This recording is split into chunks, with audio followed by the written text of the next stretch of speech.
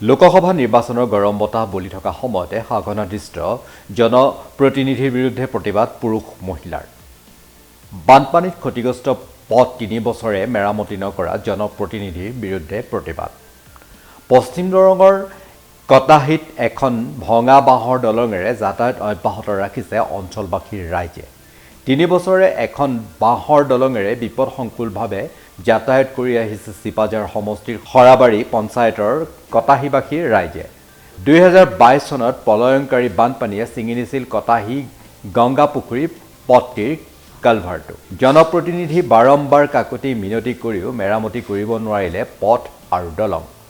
উপায়ন্তৰ হৈ ৰাইজে বাঁহেৰে দলং এখন নিৰ্মাণ কৰিলে যদিও প্ৰতি বছৰে বানপানীয়ে উটুৱাই নিয়ে বাঁহৰ দলংখন এতিয়া কণ ছাত্ৰ-ছাত্ৰী বিদ্যালয়লৈ যোৱাত অসুবিধাৰ সন্মুখীন হোৱাৰ উপৰিও অঞ্চলটিলৈ যাব নোৱাৰাৰ জৰুৰীকালীন সেৱা বাহন সেয়েহে লোকসভা নিৰ্বাচনৰ প্ৰাক মুহূৰ্তত এইদৰে অঞ্চলটিৰ পুৰুষ মহিলাসকলে জনপ্ৰতিনিধিৰ বিৰুদ্ধে কৰিছে প্ৰতিবাদ গংগাপুখুৰী কটাহি সংযোগী পথৰ যিটো ২০২২ত প্ৰলয়ংকাৰী বানে ননৈ নদী আৰু কালপানীৰ পানীয়ে বিস্তৰ যিটো ক্ষতি কৰিলে এই ক্ষতিৰ স্থায়ী সমাধানৰ কাৰণে বাঁহৰ দলঙৰ পৰিৱৰ্তে আমি এখনি পকা দলং ফুটব্ৰিজ এখন আমি বিচাৰিছোঁ এই সন্দৰ্ভত কেন্দ্ৰীয় চৰকাৰৰ বৰ্ধিত যিটো বানপীড়িত ৰাইজক সকাহ দিবৰ কাৰণে আৰ্থিক সাহায্য প্ৰদান কৰিছিল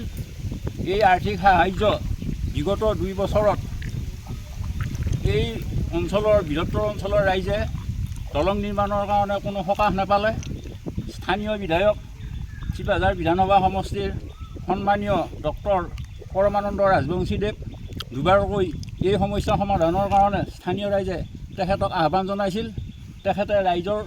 আহ্বানৰ প্ৰতি সন্মান জনাই ইয়ালৈ আহি এই সমস্যা সমাধান কৰিবৰ বাবে ৰাইজক তেখেতে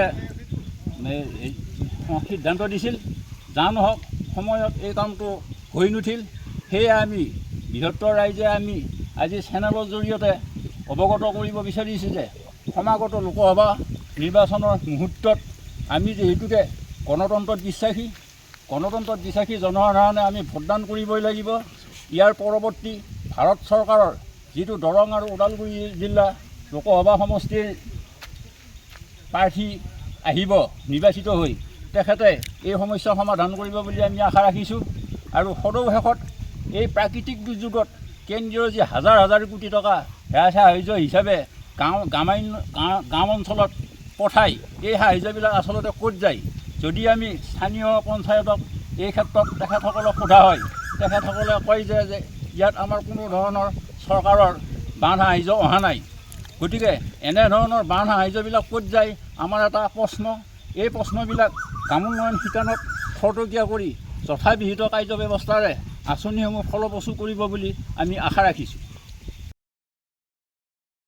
নামখোলাৰ পৰা দীপেন ডেকাৰ প্ৰতিবেদন টকছক 24 ইণ্ডিয়া